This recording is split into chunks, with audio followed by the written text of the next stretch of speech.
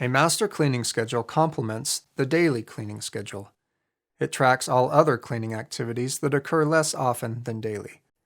As a result, the master cleaning schedule tends to address such things as the cleaning of walls, ceilings, piping, equipment, structures, tools, containers, and grounds.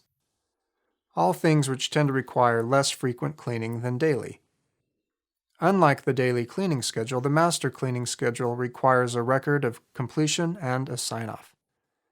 The sign-off may be performed by the person who completed the task or by a person who has confirmed that the task was completed, such as a supervisor or lead person, depending on the circumstances.